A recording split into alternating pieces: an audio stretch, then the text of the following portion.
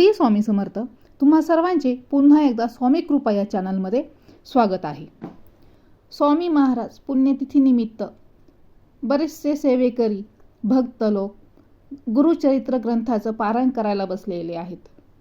तर मग ह्या ग्रंथाचं उद्यापन कधी करायचं, याची सांगता कधी करायची, नैवेद्य किती दाखवायची, तर आजच्या व्हिडिओमध्ये मी तुम्हाला पूर्ण माहिती ह्या व्हिडिओमध्ये देणार आहे. तर व्हिडिओ स्किप न करता पूर्ण बघा.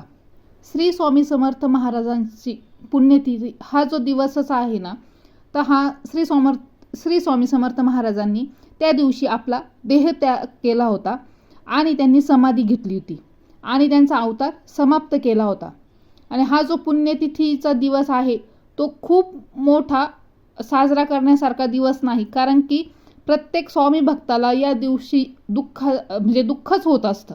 आणि आपले जे ब्रह्मांड नायक आहे, ज्यांचा हात आपल्या डोक्यावर आहे, तर इतके दिवस त्यांनी या दिवशी समाधी घेतली आणि त्यांनी अवतार समाप्त केला. त्यामुळे हे कुणालाच आवडण्यासारखं नाही. दत्त जयंतीच्या वेळेस आपण जे 7 दिवसाचं पारायण करतो ना, त्या 7व्या दिवशी आपण उद्यापन करत नाही.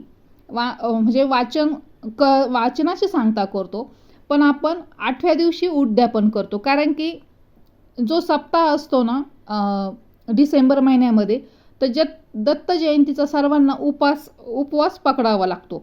त्यामुळे त्या दिवशी आपल्याला उद्यापन करता येत नाही, नैवेद्य दाखवता येत नाही. म्हणून 8व्या दिवशी आपण नैवेद्य उद्यापन करत असतो. पण पुण्यतिथीच्या वेळी मात्र असं नाही करायचं.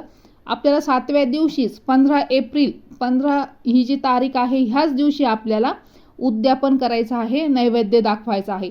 त्याच्यामुळे सकाळी लवकर उठून सकाळी वाचन करायचं आहे आणि 10:30च्या आरतीपर्यंत आपला निदान स्वयंपाक झाला पाहिजे.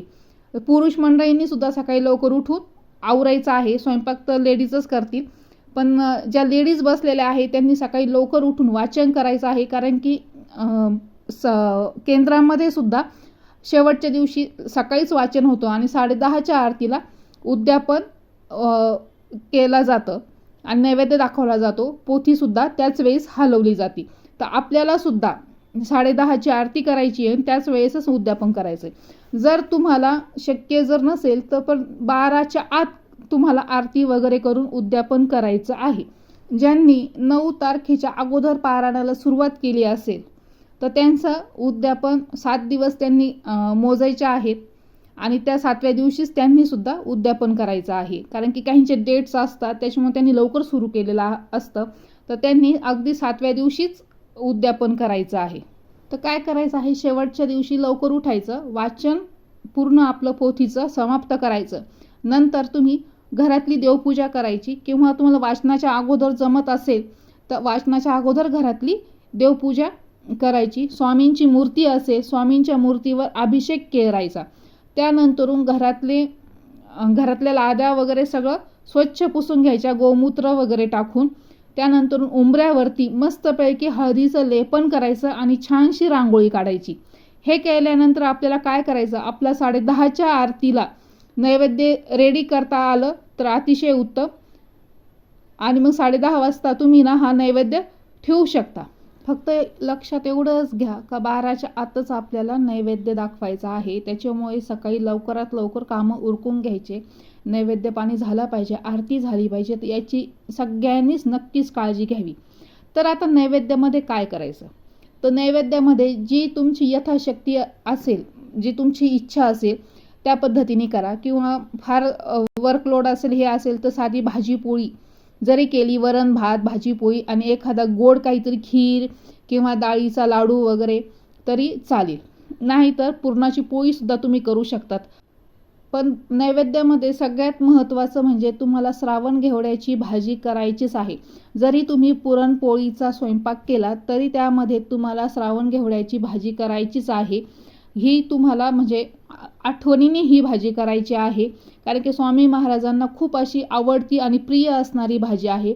तसे स्वामी महाराजांना पुरणपोळीसुद्धा खूप आवडते आणि डाळीचे लाडूसुद्धा खूप आवडतात, खीरही आवडते, वरण भात एखादी भाजी अशी पण तुम्ही स्वयंपाक करू शकता. जे तुम्हाला वाटेल लवकर होईल तसा तुम्ही स्वयंपाक करू शकता, की जबरदस्ती नाहीच का हेच पाहिजे तेच पाहिजे. जे तुम्हाला योग्य वेळेत होईल ना ते करा. फक्त घेवड्याची भाजी तुम्हाला ठेवावीच लागेल. तर त्या दिवशी आपल्याला 4 नैवेद्य करायचे आहे. 4 नैवेद्याचे ताटं आपल्याला करायचे आहे. एक आपला कुलदेवीला, एक स्वामी महाराजांना, एक पोथीला नैवेद्याचं ताट करायचं आहे. हे 3 ताट झाले. आणि एक दत्त महाराजांना. असे आपल्याला 3 ताटं, ते 4 ताटं करायचे आहे. 3 म्हटले, 4 नैवेद्याचे ताटं आपल्याला करायचे आहे. जिथे आपल्याला जिथं आपला देव्हारा आहे तिथं आपला कुलदेवीचं जे ताट आहे तिथं ठेवायचं आहे. आणि स्वामी महाराजांचं, दत्त महाराजांचं ताट हे जिथं आपण पोथी वाचतोय तिथंच ठेवायचं आहे. आणि आपली जी पोथी आहे, गुरुचरित्राची जी पोथी आहे त्यासमोर एक 4थं ताट ठेवायचं आहे. अशा प्रकारे हे तुम्हाला 4 नैवेद्य करायचे आहे. त्यानंतर बाकीचे तुमचे जे तुळशीचं नैवेद्य, एखाद्या प्राण्याचा नैवेद्य, परत आपला जो वास्तुपुरुषाचा नैवेद्य, हे तुम्ही तुमच्या पद्धतीने करू शकता. पण हे 4 नैवेद्य हे त्या दिवशी तुम्हाला करावे लागणार आहे. आणि जो पोथीचा नैवेद्य आहे तो आपल्याला गाईला खाऊ घालायचा आहे. आणि घरातले बाकी कुलदेवीचा नैवेद्य, स्वामी महाराजांचा नैवेद्य आणि दत्त महाराजांचा नैवेद्य हे आपल्या घरातील सगळे जे मेंबर आहोत यांनी सगळ्यांनी वाटून हा नैवेद्य खायचा आहे. अशा प्रकारे हे जे नैवेद्य आपल्याला करायचे आहे, 4 नैवेद्याचे ताटं आहेत. त्यानंतरून नैवेद्य कसा ठेवायचा हे तुम्हाला माहिती आहे, तरी थोडक्यात सांगते का आपलं अनामिका आणि मधलं बोट, ह्या 2 बोटांनी पाण्यामध्ये हे 2 बोटं बुडवायचे आणि एक भरीव चौकोन काढायचा आहे. एक चौकोनाचं मंडल, भरीव मंडल काढायचं आहे. प्रत्येक ताटाखाली असं एक मंडल काढायचं आहे आणि त्यावरती ताट ठेवायचं आहे. त्यानंतरून 2 तुळशीपत्र पाण्यात बुडवून गायत्री मंत्र तुम्हाला म्हणायचा आहे. ओम तत्सवितुर्वरेण्यं भर्गो देवस्य धीमहि धियो यो न प्रचोदयात्. हा मंत्र तुम्हाला 3 वेळेस ताटाभोवती फिरवायचा आहे.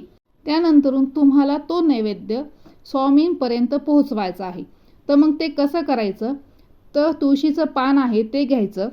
हातात तर तुळशीचं पान असणारच आहे. मग ते काय करायचं, नैवेद्याला टच करायचं, तिथून घ्यायचं आणि स्वामींच्या फोटोला टच करायचं. आणि तसं करताना काय म्हणायचं, ओम प्राणाय स्वाहा, ओम अपनाय स्वाहा, ओम व्यानाय स्वाहा, ओम उदानाय स्वाहा, ओम समानाय स्वाहा, ओम ब्रह्मणाय स्वाहा, ओम ब्रह्मणा अमृतत्वाय स्वाहा, असं म्हणून ते तुळशीपत्र स्वामींच्या फोटोसमोर किंवा मूर्तीसमोर ठेवायचं. पण लक्षात घ्या, देठ स्वामींकडे आलं पाहिजे याची काळजी घ्यायची. अशा प्रकारे तुम्हाला शास्त्रशुद्ध पद्धतीने नैवेद्य ठेवायचा आहे. जरी असं नाही तुम्हाला जमलं तर अगदी साध्या पद्धतीने फक्त तुम्ही गायत्री मंत्र म्हणून आणि बाकीचं फक्त फोटोला तेवढं तुळशीपत्र आहे ते टच करायचं आहे. तर अशा पद्धतीने तुम्हाला हा नैवेद्य दाखवायचा आहे. त्यानंतरून तुम्हाला गणपतीची आरती करायची आहे, दत्तगुरू महाराजांची आरती करायची आहे, आपली कुलदेवीची आरती करायची आहे, स्वामी महाराजांची आरती करायची आहे आणि गणपतीची आरती, अशा आरत्या तुम्हाला त्या दिवशी करायच्या आहे आणि मंत्रपुष्पांजली घ्यायची आहे. तर अशा प्रकारे तुम्हाला त्या दिवशी नैवेद्य दाखवून आरती करायची आहे.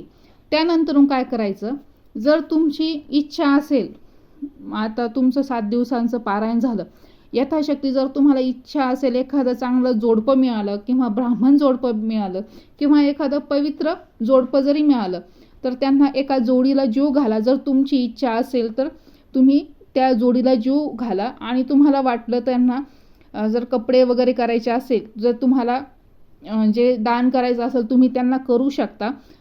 त्यानंतरून जर तुम्हाला नसल जमेत ना तरी काही हरकत नाही.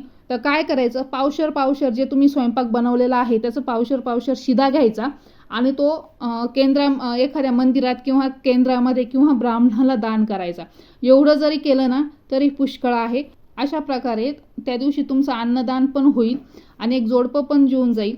जर नाही जमलं तर खुशाल केंद्रामध्ये जा, कोणत्याही एका मंदिरामध्ये जा, प्रसाद घ्या, केळीचा घ्या, जे तुम्हाला शक्य असेल तो प्रसाद घ्या आणि तिथं जा. आणि तिथं काय करतात, आरती वगैरे झाली का प्रसाद सगळ्यांना वाटत असतात, तर त्यांच्याकडे प्रसाद सुपूर्द करा तुमचा आणि मग तो सगळ्यांना एक अन्नदान म्हणून तुमच्याकडून सुद्धा तो प्रसाद वाटला जाईल.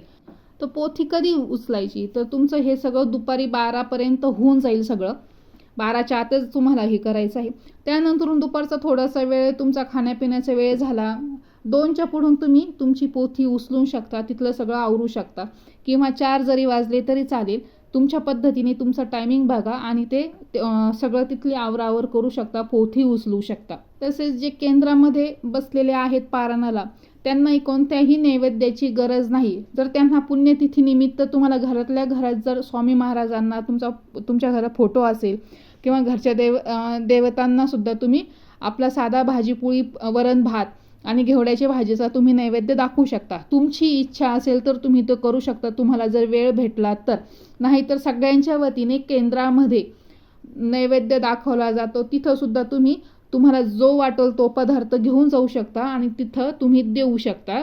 स्वामी महाराजांना तो पदार्थ अर्पण करू शकता, असं सुद्धा तुम्ही करू शकता. तर अशा प्रकारे तुम्हाला उद्यापन करायचं आहे. 15 एप्रिलला 4 नैवेद्य करायचे आहे आणि आरत्या करायच्या आहेत. जर वाटलं तर तुम्हाला एखादं पवित्र जोडपं तुम्ही जीव घालू शकता, किंवा शिदा म्हणून तुम्ही एखाद्या मंदिरामध्ये किंवा ब्राह्मणाला तुम्ही शिदा एक दान म्हणून देऊ शकता. तर ह्या गोष्टी तुम्हाला त्या दिवशी सगळ्यांना करायच्या आहेत. तर सगळ्यात महत्त्वाचं, ज्या दिवशी आपण ही एक माहिती तुम्हाला द्यायची राहिली, तर ज्या दिवशी आपण उद्यापन करणार आहेत, तर 7 दिवस जे आपण पारायणाला बसलेलो असतो त्या दिवशी आपण कांदा लसूणचं खात नाही. पण उद्यापनाच्या दिवशी आपल्याला कांदा लसूणचं करायचं आहे. कांदा लसूण तुम्ही घालून तुम्हाला ह्या भाज्या बनवायच्या आहे, कारण की त्या दिवशी आपल्याला उद्यापन करायचं असतं. 7 दिवस आपल्याला ते खायचं नसतं म्हणून आपण ते टाळत असतो. पण शेवटच्या दिवशी कांदा लसूण सगळं आपल्याला त्या गोष्टी करायच्या आहेत, सगळे पदार्थ तसे बनवायचे आहेत. त्याच्यामुळे ही गोष्ट तुम्ही लक्षात घ्या, कांदा लसूण मिश्रित तुम्हाला करायचं आहे. तर मी आजची सगळे तुमच्या प्रश्नांचे उत्तरं दिलेले आहेत. उद्यापन कधी करायचं, किती नैवेद्य दाखवायचे, आरत्या कोणत्या करायच्या, आणि तुमची यथाशक्ती तुम्हाला जे दान करता येईल ते करा किंवा जोडपं जीव घाला. त्यानंतरून हे शेवटची जी माहिती राहिलेली होती तर ती पण सांगितलेली आहे.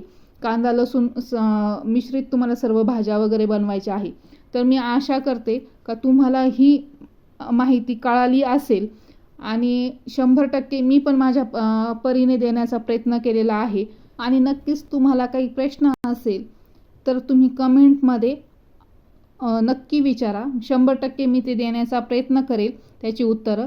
तर व्हिडिओ मी इथेच थांबवते आणि व्हिडिओ आवडला असेल तर लाईक करा, कमेंट करा. काही प्रश्न असेल तरी कमेंटमध्ये नक्की विचारा आणि स्वामी कृपा या चॅनलला सबस्क्राईब करायला विसरू नका. श्री स्वामी समर्थ.